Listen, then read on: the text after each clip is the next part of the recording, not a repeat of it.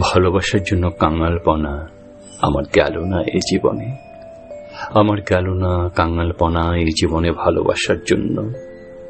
যেসব নদী শুকিয়ে গেছে, মরে ভূত হয়ে হারিয়ে গেছে, যেসব আগাছা ভরা দক্ষী মাঠ উধাও হয়ে গেছে জনারণ্যে, ছেলেবেলায় শিউলি ফুল, কার্নিশে আটকানো ছেঁড়া ঘুড়ির ফরফর শব্দ, কিছুই হারাতে দিতে ইচ্ছে করে না।